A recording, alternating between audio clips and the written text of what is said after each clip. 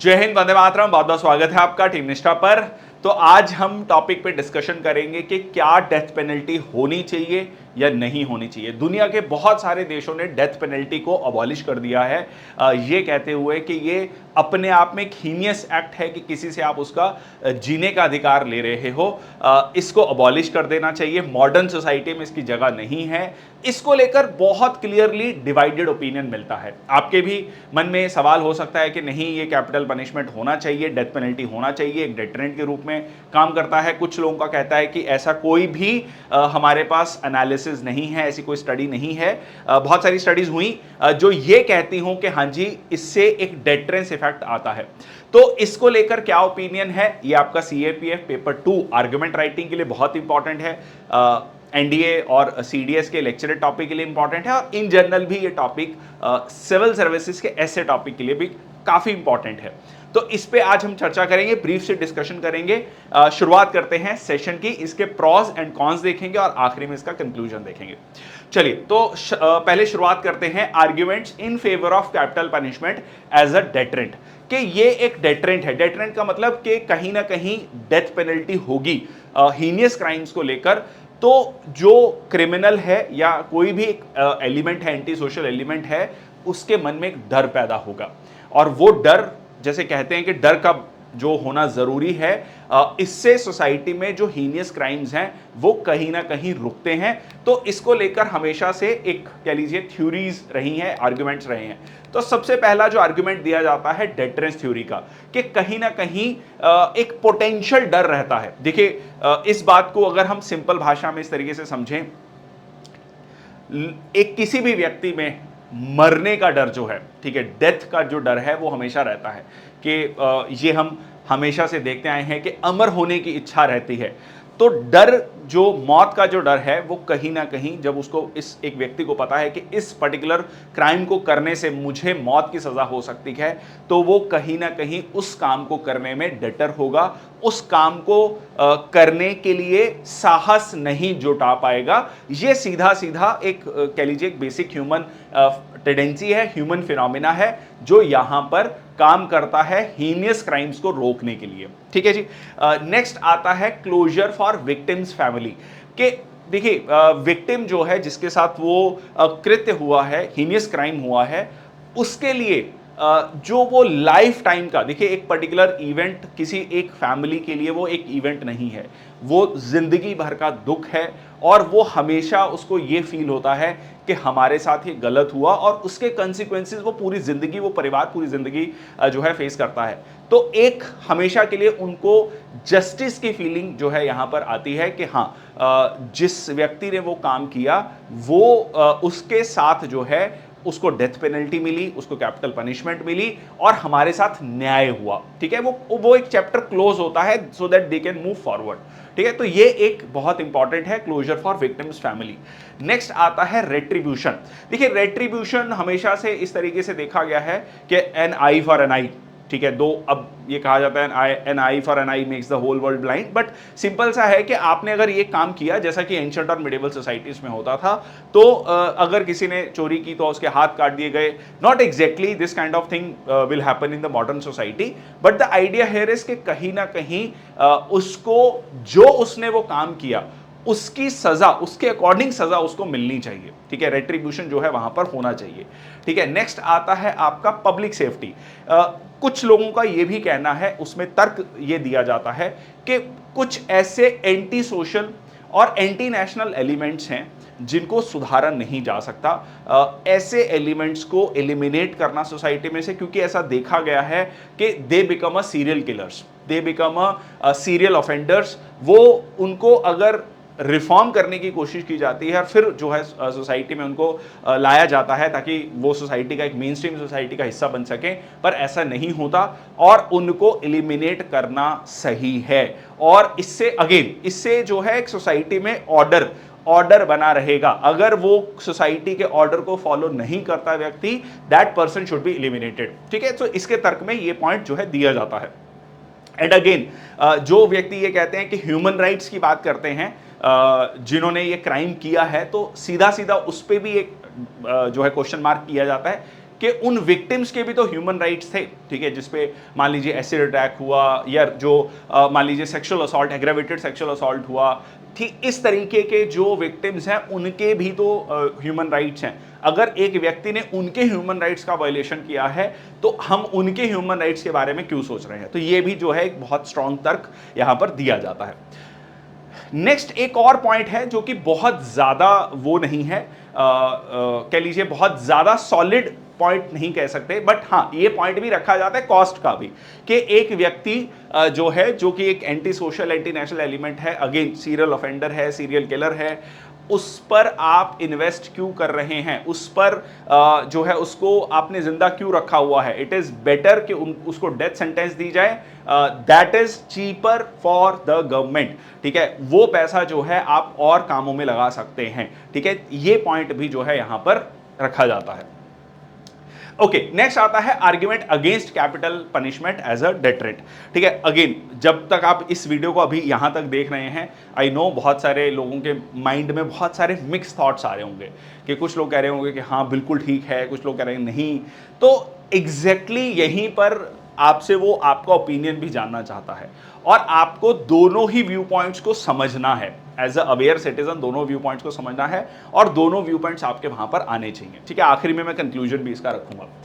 देखिए नेक्स्ट ये कुछ इसके पॉइंट है, एक एक करके डिस्कस करते हैं। लैक ऑफ एम्पिरिकल, नेक्स्ट आता है आपका लैक ऑफ एम्पिरिकल एविडेंस। पहला देखिए ये बहुत सारी स्टडीज ये की गई, ये बताया गया कि डेथ पेनल्टी और हीनियस क्राइम्स का रुकना या होना इसके बीच में डायरेक्ट कोरिलेशन नहीं है। एग्जाम्पल के लिए दिल्ली में निर्भया केस के बाद पूरा देश आक्रोशित था, पूरा देश सड़कों पर था, अपने गुस्से को जाहिर कर रहा था, पार्लियामेंट से लेकर सड़क तक इसको लेकर कानून पास किया गया, कानून को काफ़ी स्ट्रिंजेंट बनाया गया, बहुत सारे कानूनों में चेंजेस किए गए जिसमें कि सज़ा को बढ़ाया गया, डेथ पेनल्टी की गई।